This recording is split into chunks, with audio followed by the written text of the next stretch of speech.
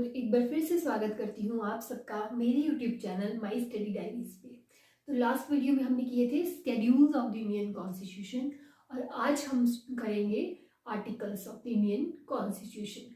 But articles को करने से पहले कुछ इंपॉर्टेंट टर्म्स हैं जो मैं क्लियर कर देती हूँ। तो what is legislative, what is executive और व्हाट इज जुडिशरी। तो पहले बात करते हैं लेजिस्लेटिव की। तो लेजिस्लेटिव क्या होता है? एक लॉ मेकिंग बॉडी होती है जो क्या करती है, कानून बनाती है।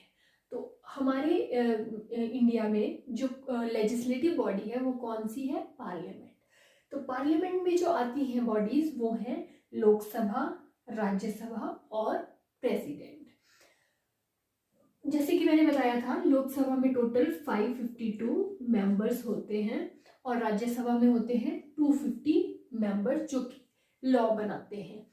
लेकिन जो प्रेसिडेंट है वो क्या है, वो लोकसभा और राज्यसभा का मेंबर नहीं होता। लेकिन जो लास्ट में किसी भी बिल, किसी भी जो भी कानून बनाया जाता है उस पर जो असेंट देता है वो होता है प्रेसिडेंट। यानी कि लास्ट में जिसके सिग्नेचर, जिसका असेंट मिलना बहुत इंपॉर्टेंट होता है वो होता है प्रेसिडेंट। अब बात करते हैं एग्जीक्यूटिव की। तो एग्जीक्यूटिव का जो काम है, जो पार्लियामेंट जो भी लॉज बनाती है, लेजिस्लेचर जो भी कानून पास करता है, उन लॉज को इम्प्लीमेंट कौन करेगा, ये काम है एग्जीक्यूटिव का। और एग्जीक्यूटिव में कौन आते हैं? ब्यूरोक्रेट्स में।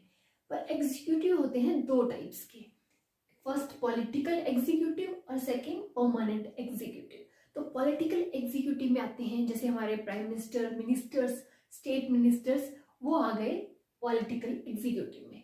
और परमानेंट एग्जीक्यूटिव में आते हैं ब्यूरोक्रेट्स, यानी कि ऑफिसर्स, आईएएस ऑफिसर्स वगैरह जो सिविल सर्वेंट होते हैं वो आते हैं परमानेंट एग्जीक्यूटिव। अब देख लेते हैं जुडिशरी के बारे में। तो जुडिशरी का मेन काम क्या है?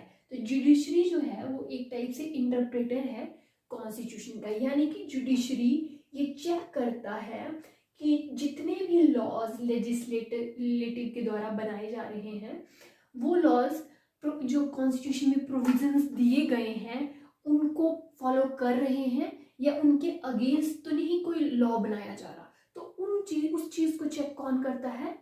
जुडिशरी।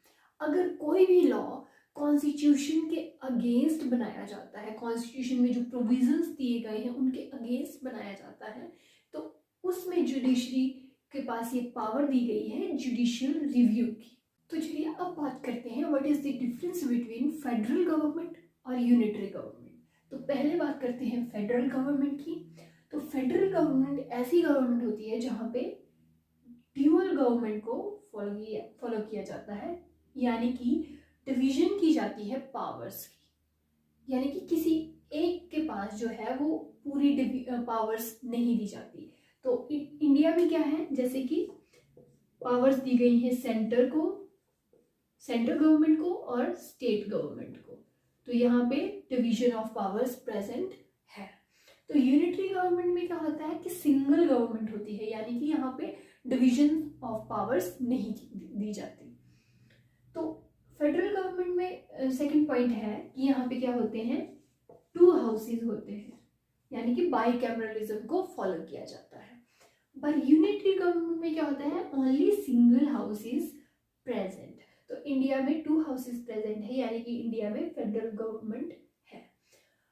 जबकि फेडरल गवर्नमेंट में क्या होता है, ड्यूअल सिटीजनशिप दी जाती है।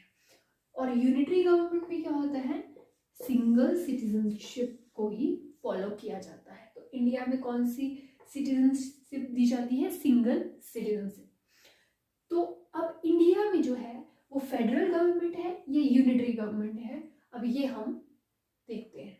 तो इंडिया की जो गवर्नमेंट है वो है क्वासी फेडरल। इंडिया में है क्वासी फेडरल गवर्नमेंट। तो इंडिया जो है दोनों के मिक्स फीचर्स को फॉलो करता है। तो इंडिया में नीदर अ फेडरल गवर्नमेंट और नॉर अ यूनिटरी गवर्नमेंट। तो चलिए अब बात करते हैं यूनियन एंड इट्स टेरिटरीज की, और ये चैप्टर नंबर 5 है जिसको दिया गया है लक्ष्मीकांत ने। तो इस चैप्टर में आर्टिकल नंबर 1 to 4 दिए गए हैं। तो अब हम करते हैं आर्टिकल नंबर 1। तो आर्टिकल नंबर 1 में बोला गया India that is Bharat as a union of states rather than a federation of states. यानी कि ये आर्टिकल डील करता है टू पार्ट से, यानी कि नेम ऑफ द कंट्री और नेम पॉलिटी से, मतलब पॉलिटिकल आइडेंटिटी क्या है हमारी कंट्री की।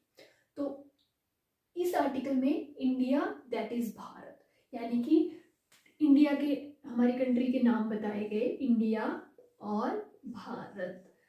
और फिर आगे बताया गया as a union of states, जो इंडिया है वो क्या है, यूनियन ऑफ स्टेट्स है, ना कि फेडरेशन ऑफ स्टेट्स। तो अब डिफरेंस क्या है यूनियन ऑफ स्टेट्स और फेडरेशन ऑफ स्टेट्स में।